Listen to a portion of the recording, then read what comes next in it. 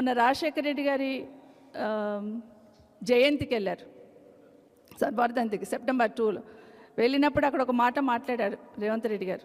ఏమని మాట్లాడారంటే, రాజశేఖర రెడ్డి గారు చాలా గొప్పగా పనిచేశారు ప్రజల కోసం, రాజశేఖర రెడ్డి గారి ఆశయాన్ని సాధించే దిశగా నేను కూడా పనిచేస్తాను అని ఒక మాట మాట్లాడున్నారు. సంతోషం అనిపించింది. సరే ఇప్పటికైనా మార్పు వస్తే సంతోషం అనుకున్నాం.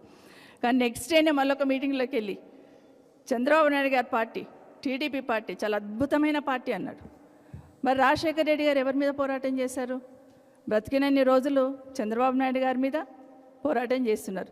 ఈరోజు చంద్రబాబు నాయుడు గారు టీడీపీ పార్టీ, చంద్రబాబు నాయుడు గారు అనుకుంటే టీడీపీ పార్టీ ఎవరితో పొత్తు పెట్టుకొని పనిచేస్తుంది? బీజేపీతో పొత్తు పెట్టుకొని పనిచేస్తుంది. అదే బీజేపీ మీద, అదే టీడీపీ మీద బ్రతికున్న రోజులు రాజశేఖర రెడ్డి గారు పోరాటం చేస్తున్నారు. నిజంగా రెండు రకాల మాటలు ఎట్లా మాట్లాడాలనిపిస్తుంది అనేది ఇప్పటికీ ఆశ్చర్యం వేస్తూ ఉంటుంది. నిజంగానే రాహుల్ గాంధీ గారు ఒకసారి ఆలోచించాలి. ఈరోజు ఇక్కడున్న కాంగ్రెస్ పార్టీ, ఆ రోజు మేము చాలా గొప్పగా చెప్తాం, రాజశేఖర రెడ్డి గారి నాయకత్వంలో ఆ రోజున్న కాంగ్రెస్ పార్టీలో పనిచేసినాం. కానీ ఆ కాంగ్రెస్ పార్టీకి ఈ కాంగ్రెస్ పార్టీకి చాలా తేడా ఉంది. అది సోనియా గాంధీ గారి నాయకత్వంలో పనిచేస్తే ఈ కాంగ్రెస్ పార్టీ ఎవరి నాయకత్వంలో పనిచేస్తుంది అనేది కాంగ్రెస్ పార్టీ నాయకులు, కార్యకర్తలు ఆలోచించాలి. రాహుల్ గాంధీ గారు కూడా ఆలోచించాలి. ఈరోజు ఏం జరుగుతుంది, ఎవరి కోసం పనిచేస్తున్నారు ఇక్కడున్న ప్రభుత్వంలో ఉన్న వాళ్ళు అనేది తప్పకుండా ఆలోచించాలి.